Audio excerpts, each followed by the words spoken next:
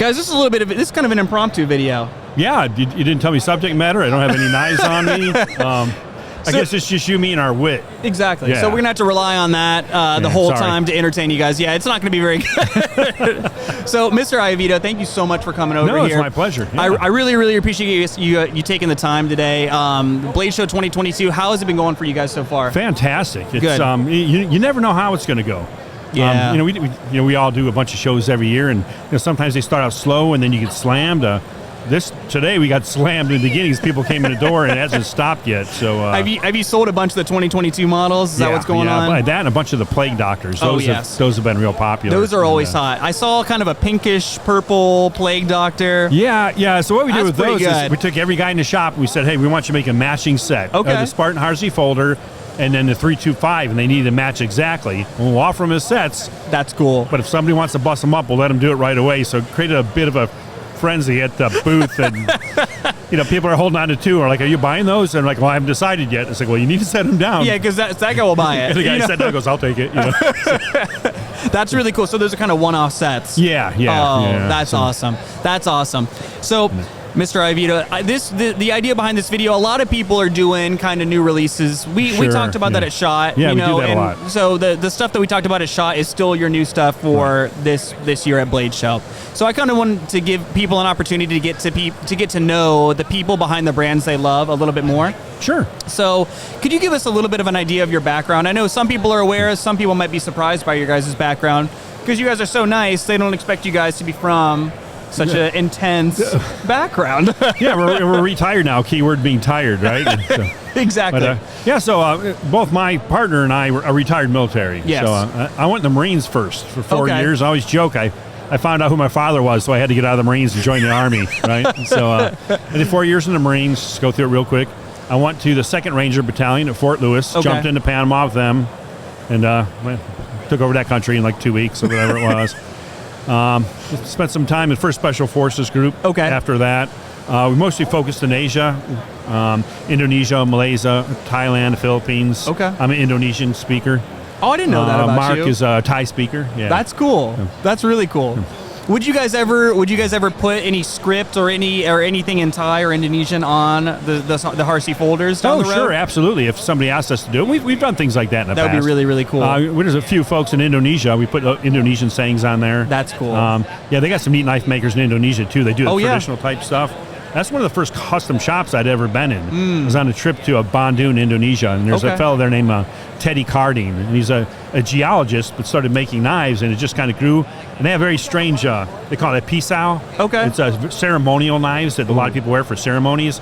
And then, of course, their Kapasukan Khusus, their special forces, he started making their knives. And so that's when the first time I saw a knife shop, I was like, wow, this, it's doable. Yeah. You can do it out of your house. That's pretty cool. Is that how it started with you? Yeah, that's kind of how it started with me. I made custom knives when I was in 1st Special Forces Group, fixed blades, all fixed blades. I worked in a machine shop and I made them there. And, I made myself one. It was crappy. Made another one. That was crappy, too. Third one was less crappy, so I kept it. And then I started making them for buddies. And then, so ended up going to Okinawa, Japan. That's where I met my business partner, Mark. We were both in a sniper troop for a counterterrorism unit there. And, sooner or later, if you do your job well, you end up at the schoolhouse. We got orders to Fort Bragg. So they put Mark in charge of the sniper school. It was called SODIC. The Special Operations Tactical Integrations Course. Special Forces Sniper Course is what they call it now. Because it was a mouthful. And I got orders to Fort Bragg, and I think I was headed out to a class to teach how to make pine needle tea or something in a survival course. I did not want to do that. So Mark pulled me over to the sniper course, and then we retired out of there. So you were kind of done with SEER. You wanted to move back over to something sniper related. I wanted to go to everybody wants to work the special skills area. So they have SODIC, they have another classified shooting school, Halo school, scuba school. They're all within that 2nd battalion. And that's where most guys want to go because you wear shorts and baseball caps to work. So the guys look really cool in pictures. Yeah, and I've been a sniper all my adult life. I was a sniper in the Ranger Battalion, and then I ran a 1st Special Forces Group Sniper Committee. So it was just a natural progression for me. Are you still into long-range shooting? No, I shot NRA long range for a while, but as Spartan Blades has grown, it's taken up more and more and more of my time.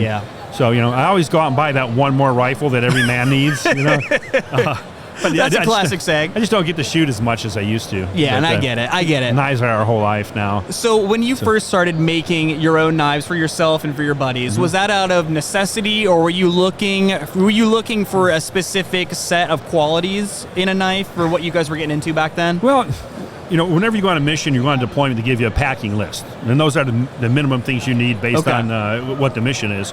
And every packing list you've ever received in the military says knife, fixed blade, one each. Okay. Well, they don't always supply you a knife. If they do, it was something they bought from the cheapest bidder, Yes. So I just wanted a decent knife for myself. And I've always liked making things. Okay. I've loved to draw and design things. And I just thought I wanted to make a knife for myself. And, you don't have to explain to somebody how to use it, right? Exactly. Handle, sharp, pointy. It is what it is, oldest tool known to mankind. But, we're here at Blade Show, and we're surrounded by acres and acres of people that make different knives. So, yes. Yeah, this is an overwhelming experience. Yeah. So it's an opportunity to take what you like to do and, make it something physical that somebody can own. So when you were first starting to get into it, those first 1, 2, 3 knives, do you have any of those around anymore? I do. I think one's out in our horse barn in the bottom. Literally, I think it's in the bottom of a duffel bag somewhere. There's people that would like to have that. I don't know. Yeah. It's pretty bad. I would really like to see a picture of that at some point. If you ever dig it out, I would love to see that. That would be really, really cool. I think Tactical Knives did an article that had it on there like in the early 90s. That's really cool. Find it somewhere. But, yeah. That is pretty cool. So you mentioned that you met Mark in Asia.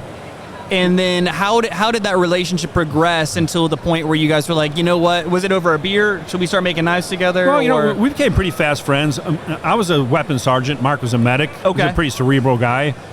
And he had a very specific set of skills and as a medic, and he's very system-oriented. Okay.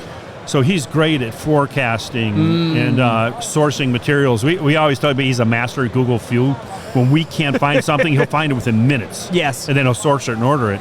So, I handle the marketing and the design stuff. Sure. And I work with the guys at the shop. Mark handles all our logistics. People give us money, we got to get to the bank somehow. I'm not sure how that works, but Mark, it goes in the bank and Mark makes it happen. You watch the numbers go up, Yeah. And, that's really cool. But we always tell people, if you're going to go into business, be honest with yourself. Identify what you're good at. Yeah. Identify what you're not good at. Yep. And just be honest with yourself and source somebody or find somebody to do what you're not good at or to come teach you how to do it. Absolutely. And the things Mark loves to do, it's not my thing, and vice versa. Yeah. So we kind of fits together perfectly. That sounds perfect to me. Yeah. That's really, really cool. But so, yeah, we were in the Army together. We were retiring around the same time. We got out, went to work for a ballistic armor corporation. Okay. We armored all the heavy vehicles for TACOM at the beginning of the war. We did Very ballistic cool. seats, tactical gear. That company, we thought we were making enough bonus money to pay our homes off, and they didn't pay us. And we're like, maybe we should work for ourselves. Yes, absolutely. So, at the time, I was working for another government agency, going back and forth working for them every 60 days. Mark was back here at the shop, so we said, hey, let's take a swing at this knife thing. We were going to make sniper rifles. Really? Yeah, it was our whole life. We were talking to some folks, I don't want to say names, at different gun companies, and they were going to sponsor us. And, wow. But we looked at that industry, and it's so competitive. It really is. I mean, compared to the knife industry, there is no comparison as far as I'm concerned. Yeah. I remember Mark and I, when we started, we're going to make knives, we were in a mule barn, pre-Civil War mule barn. I read that. So we made everything downstairs, no heat, it was horrible. And then we had the offices upstairs where we did assembly and shipping.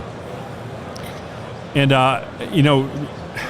we looked at the knife and gun industry. We did comparisons. We did business plans. The knife industry is so competitive, and it's almost like a razor fight for over a nickel. Like, we could sell knives. They can stab each other in the back, But we reached out to several people. Chris Reeve and Ann were one, and they were instrumental. Oh, yeah. In helping us avoid the pitfalls. Now, if you ask them, like, we didn't help them. We didn't do anything. But they did. Yeah, they told us how to avoid the pitfalls that gave us that first year of survival and allowed us to get there. I remember Jeff Freeman, who used to be head of innovation at Gerber. He'd been there 17 years. We called him. He said, if you guys want to come out here to Gerber, get a hotel, we'll take you through the factory. I'll walk you through how we do that's like Ford That's Motor pretty Company cool. getting a guy from Frank's Garage and saying, well, come on out. We'll show you how to build a new Mustang or something. That is... but that's how friendly the industry was. So when we met people in the knife industry, when we were deciding what to do, I mean, it was a no-brainer. Yeah. I mean, it's a great industry. It's a friendly industry, and I feel like a lot of people understand that to lend a helping hand, to pay it forward, is just the way to go about it, you know? And we promised ourselves if we ever make it in this industry, anybody comes to us for help, we'll help them. Yes. And we've had several companies over the last year and a half come and, we show them how we run our books, we show them where we source our materials, we tell them where we heat treat things, because really, there's no secrets of knife making. Yeah. When you think about it. Yeah. And say you're starting a new company, you come to me, say, hey, I need some help.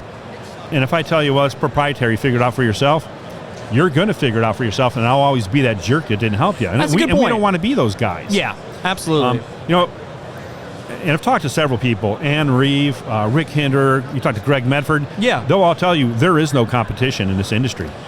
There's really not. If I treat you right and I sell you a knife and then I back it and I sharpen it and I take care of it, you got an issue, are you going to only own one high-quality good knife? No, you're going to go to Greg or Ann or, Microtech, Rick Hinder. Absolutely. Yeah, sure. The high-end knife guy that has one knife, that doesn't exist. Yeah, it doesn't exist. No. And you don't, I mean, sometimes you see specialist collections, but most often it's people, they have a mix of things. Especially guys who are into all American knives, they have a mix of everything, you know? Sure. So it's, I really do feel like there's not much competition. There's not. We think of it more as a family. Oh, yeah. And people might look from the outside and say, these guys must be at each other's throats all the time, because they see that from the gun world, they see that from the automotive world, they see that from other industries. We were at the Custom Knife Show, California Custom Knife Show. Yeah, oh, great show. Back when Plaza Cutlery used to run it. And it was us, the Reeves, Hinderers, Greg Medford, and one other company. We're all at one big table outdoors, and people were walking by like, "What is going on? Like, is this an intervention for something?" Yeah, is this an intervention? And, the lawyer's getting ready to walk in. That's awesome. Yeah. So looking back on it, who was your biggest influence when you were getting into the knife world? Chris Reeve. Chris Reeve. Yeah, absolutely. Chris and Ann. Oh yeah, and that I mean, could you picked a better. Can we say even mentor? Is that a correct way to look at it back then? I would say yes. Ann would probably say, "Oh, tell him to shut up." You think she'd probably be embarrassed by this conversation right now? Fantastic. Yeah. But no, they're wonderful. They're just good people, and they're pretty darn busy. They are. So for them to take time back then to help us out, it was awesome. That is a testament. That's a testament to them. Yeah. How did the relationship between Mark and yourself and Mr. Harsey get started? Well, it's the first people we reached out to were Chris Reeve and Bill Harsey. Really? We decided, okay, we're going to make knives, so we're going to start out with fixed blades because it's easy to do, and it's what I'd done in the past. Sure. And then we sat down, we realized, well, we don't really know much about the industry. Well, so we were talking, we're like, well, who do we know? He goes, well, I've heard of that Chris Reeve guy because he makes our Yarborough knife. Yes, absolutely. And then and they're like, well, it's designed by somebody named William Harsey.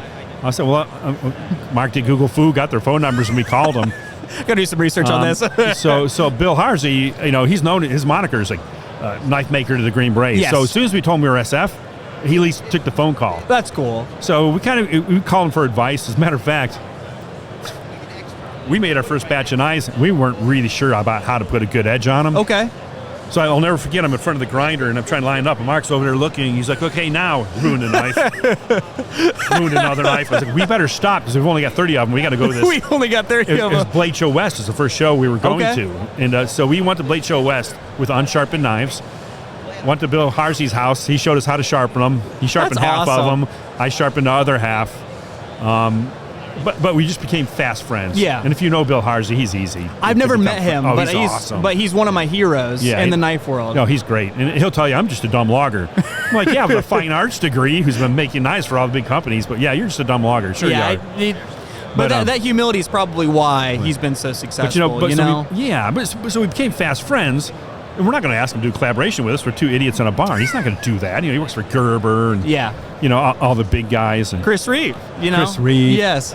So after a few months, Bill calls us up. He goes, hey, man, you guys want me to design a knife for you? And I thought it was a joke at first, and he didn't laugh. And I was like, covered the phone. Oh, my God, Mark, it's Bill Harsey. He's going to make a knife for us. and that's how it started. But he gambled on us because he didn't have to do that. And he was So we made the Model 1, and he hand ground those things. We sent them all to him. He hand ground them. He treated them, mailed them back to us. But it's funny, we sent him 3 blanks to do prototypes on that first project. Yeah. Well, he was heat treating them, and one fell off his bench on the floor before he nailed it, and it broke in half. Okay. Well, we didn't know each other that well at the time. We were becoming friends. He's afraid we'd think he stole one of the knives. Really? So he got out his Dremel, and I don't know if you've ever seen his handwriting, but he could be like a calligrapher for the White House. Man. That's cool. He had beautiful handwriting. So he writes William W. Harsey Jr. with the date. It's beautifully done in script. Yeah. Oops, I screwed up. And he sent it to us because he didn't want us to think he stole that knife. Yes, yes. And I've still got it in the safe. That's cool. I was it's the about most to ask. collectible Harsey in the world. And every time I tell him I got it, he's like, throw it in the trash. Come on, man. I was like, no, I'm keeping it. That is so cool. Yeah. That would be a great thing to frame. That's like a jersey framing. Yeah. That's so Yeah. cool. So we just became fast friends. And then, of course, he would do all the knife shows, and Ann and Chris would do all the shows. And we just kind of, we just kind of formed a fast friendship. And, so we started traveling together at shows, eating dinner together, and then we'd go to E1 Germany and hang out. And yeah, that sounds like a cool show. Yeah. That is really, really interesting. And it's cool that the Special Forces are almost what gave you that in. Yeah. With William Harsey. So that's like, it's kind of like a small world kind of deal. Really, that's all it was an in. Yeah. Well, Chris Reeves said one time, he goes, listen, guys, the knives you made pretty good. He goes, keep improving, because being Special Forces guys, it's going to help you sell knives. But sooner or later, you're going to be fat SF guys. And he goes, but if you make crap, you'll have a new moniker. It'll be the Special Forces guys that make shit. I'm like, yeah. And man, I'm glad he told us that. Yeah. Because that's you an hear, important piece. designed with input from a Navy SEAL, or designed by a Green Beret. Well, I never got design classes in the Q course. In designing a knife, after working with Bill, you realize the nuances. It's far, far more difficult than you'd ever imagine. You're telling me it's not just a piece of grid paper and a pencil with Mr. Harsey? Yeah. I think people kind of have a misconception about how knives get designed. Yeah, or how easy it is. Oh, yes. But Bill's worked for manufacturers, so he knows how it has to be made as well. That's important. That's important. And then there's some natural talent as well. Oh, yes. If you look at, I don't know, pretty much any of Bill Harsey's knives, if you see it on anyone's table, you're going to know he did it. Exactly. But his designs are super, super simple. So I think if you can make a super simple design and people still recognize it as you, there's some level of success there. I agree. And that's what he's really good at. He's one of the only people that it's like that. Yeah. There's certain designers where you can tell because there's some sort of crazy blade shape that only they do. Right. But there's something about. But if it's clean and simple, and you can tell exactly, he's hitting it just right. It's a serious bit there. So we did fixed blade. They helped us out there, and we started doing fixed blades. We went to our first show, Blade Show West. Yeah. And at the time, Tactical Knives was still a magazine. Okay. And then you had John Larson, who's a former Sergeant Major of ours, was writing with Steve Dick and those guys. Another connection. And he walked up, and he's like, hey, Sergeant Major, what are you doing here? He's like, what are you doing here? Like, well, we made some knives. He goes, I write about knives. I'm like, well, I didn't know that. That's cool. And so they looked at him. At our first show, we got a front cover of a knife magazine, and then it was on from there. Yeah. We got to make more. We got to make more. Yep. And then when did the original Harsey folders come into play? So that was 2016. So our first Harsey folder, we made that, and it won a 2016 American Made Knife of the Year here at this show. I remember. Yeah. And then it was, we did them only in straight titanium or PVD black. Yes. Which is still available. Oh, yeah, they're still available. Yeah, and some people, myself, I love straight raw titanium. I do too. And then we made the mistake of buying a laser and putting a few designs on it. And then kind of all downhill from there then? And now we make folders all day long, every day. I got guys working overtime.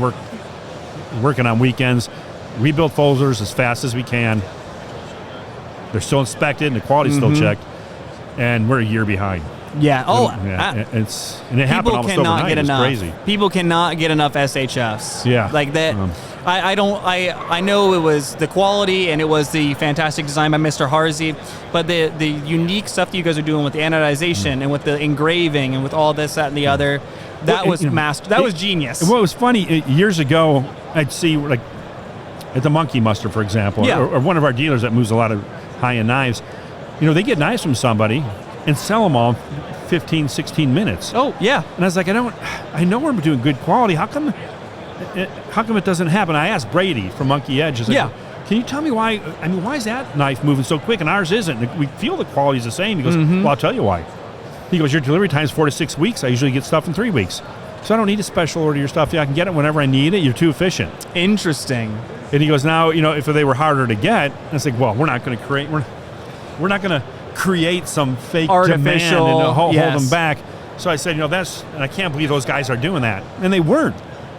It was just unique. It was just unique, and people knew who they were, and they were doing. And now we see it. Oh yes. With the special editions and the Harseys, we can't make them fast enough. There's nothing artificial about it. We don't try to affect the secondary market because you get in trouble trying to do that. Yes, you do. So we just make a good product, figure out what our cost is, put the price on it, and we sell it there. Now, sometimes they flip for double. Oh, absolutely. You see that. That. And it still amazes me to this day. I think you can call us and buy one, Yeah. Like seriously, we'll take the business. Yeah, and they're like, well, yeah, you don't have any on your website. I'm like, well, okay, well. Yeah, well. Because we don't have any for ourselves to sell. Well, it just keeps it so fresh, right. And if you can only get the PVD and the bare titanium, right. Then when people have two, and then maybe they have the same version of 3 1/4, right? They have 4 knives total. This opens it up for. I know people who have every single one. Mm-hmm. That you guys have ever done. They go to shows like I remember at NYCKS, you guys had that lightning strike almost. Oh yeah, we did a few of those. Anodization, and gave that to a customer, and it was like the craziest thing he's ever seen. Yeah, it was, and the cherry blossom one, the same way. Yeah, exactly. And another thing, that's what keeps it interesting for us. I'll tell you, you sit down at a bench and you make the same knife over and over and over again for years. But every year we do 4 special editions. We did one called the Plague Doctor for fun. One of the guys who works for us, AJ, he does artwork on his iPad, and it's what we use to create the DXF files that we engrave with. He did a Plague Doctor, and he's doing it as a possible tattoo. And I said, can we put that on a knife? He's like, yeah, that'd be awesome. We did one and posted it, and we're making them nonstop. Game over. Never, and I wasn't sure we should do it with COVID. People lost family members. Yeah. They thought maybe they'll take the knife as an insult. And then doctors and nurses and EMTs started buying them. And it reminds people of that time and put some emotion into the knife. And that was that a 2020? Yeah, that's something we started. It was never a special edition. Oh, okay. It's just something we did for fun, and it just kind of grew. And so we took a list of names of people that wanted it. We hit about 250, and we realized managing this list is going to be harder. Like, I don't know how retailers do it, man. Oh, yeah. I don't know how you guys do it. We're like, it became harder. It was more of a task to manage the list than it was to make the knives. So we're never ever going to take a list for special editions again. You heard it here first, folks. You heard it here first. But no, it's neat to do new knives every year because it makes it interesting for us as well. And then you get to see people's reaction to it. Yeah. I talked to a jewelry maker. I won't say his name, but he's usually in this room, does high-end jewelry. And I've seen him sell things, in an instant. I said, what's the secret to your jewelry? How is it that you move this stuff so quickly? He goes, because I build emotion into it. I build and I was like, okay, what do you put spells on it? He's like, no, Curtis. He goes, you put something on a knife, and people see it, and it reminds them of a time, a place, or a situation, and they buy it because they can relate to it. Exactly. I said, so you're saying, for example, if I put a compass on a knife, it would give people direction. He's like, exactly. I was like, well, that's... And then you made it, and then you put Not All Who Wander Are Lost, and it became a great seller. And that was the first big special edition, the Great Knife, that just kind of skyrocketed, and I was like, oh my God, man. And a lot of them touch on people's other hobbies. Right. Whether or not it's like, with that, I would say traveling, outdoorsmanship. Yeah. You see the Plague Doctor hitting on the stuff that was going on with the pandemic and all that, that, and the other. It hits on other people's, the runes and staves. That was a fantastic one. And we actually hung out with Matt last night, and he told us the whole story. Well, yeah, Matt helped us with the design on that exactly. one. But it's, I was told one time, nobody needs what you make. I'm like, it's a knife. You have to cut stuff. He goes, yeah, so you need a high carbon rusty knife with a wooden handle. It's what won the West in the United States. And I said, well, why are you telling me this? And I'm going to tell you it was Chris Reeve. And he goes, nobody needs what we make. I was like, why? Don't ever say that out loud or on a podcast. Yeah, come on. He's like, no. He goes, what I'm telling you is what you people need is a rusty, high carbon knife with a wooden handle. They buy our stuff because they want it. Yeah. He goes, so if they're buying your stuff and they want it, that's a gift from the customer to you. Yes. So he goes, you better freaking treat the customers right. So he goes, when a knife comes in, they say it's off center, and you measure it, and it's not off center, you you apologize and you send them another knife. Yeah, absolutely. You know, And he goes, because they don't have to buy your stuff. And if you treat them right, you do good things, money will be the byproduct of doing the good stuff. Oh, yes. And treating people right. Oh, yes. And you know, it almost sounded like pie in the sky. I'll tell you, it's true, man. Oh, Nobody absolutely. needs anything in this room other than a carbon rusty knife, because it'll cut stuff. It'll cut meat. You can sharpen it easily. So, man, if you're not taking the time to talk to customers, to show up to shows, or talk to them on the phone when they call, Oh, yeah. you're not doing your job. You know? And I always appreciated it. Yeah, and then you build a relationship, and then they build a relationship with the knife because they like the design. Yes. So, yeah. And they say, oh, I talked to Curtis on the phone about this. He told me this about that. He told me about the production on it. And then not only are you building a story into the design, they have a story then about their knife. Right. You know, yeah, so exactly. exactly. It's another layer on that one. But Curtis, if you weren't making knives right now, what would you be doing? I'm building drones. I love drones, man. I've got a Mavic Pro. I love it. I love what they do. I have some ideas how they can be implemented in combat. Someone needs to listen to you too, because you've been you know what you're doing out there. Spartan drones. I just think Okay. they're really cool. Honestly, I don't know. I'd probably be working as a sniper somewhere. Yeah. You'd still be out there. Probably. Yeah. That's fantastic. I'm old and fat, but I'm not that old. Don't say that. Don't say that. Well, I'm 22 years retired. You know. You know. Yeah. So other than your own knives, what's been your favorite knife you've been able to see this weekend? Oh man, I haven't left the booth yet. Okay. I'm sure you get a little sneak But I'll tell you peek. who some of my favorites. There's a guy. His name's Stan Wilson. Okay. I don't know if you know Stan Wilson. I've never met him. And you probably, because he doesn't market or advertise, because he doesn't have to, because Yeah. he's so good. It's funny when people call the shop and they say, "I want one of your perfect knives." We have a joke in the shop. If you ask any of our employees, well, how much does perfect cost? They'll say $12,000, because I've seen a $12,000 knife and I couldn't find anything wrong with it Yeah. that a custom maker made. So you know, I don't get too excited to buy a lot of knives anymore. Sure. But sometimes it's the super simple, clean knives that you know will work. Those are the kind of knives that excite me. Oh, absolutely. Yeah. And then one final question for you. Sure. So your experience in the military, being in the Army and Special Forces, how has that impacted the attention to detail or the quality that you put in your knives, knowing that maybe someone who is in your shoes is going to be handling it and using it? You know, I don't think it just affects the knives. I think it affects our whole business. Okay. You know, we worked in a lot of small units, so you learn how to plan missions. Yeah. You learn how to collect intelligence or combat information and process it into intelligence. So we do a lot of intelligence collection to help us with business. Yeah. You learn how to, we used to sell America. Yeah, You know, of course. they used to call us, warrior diplomats.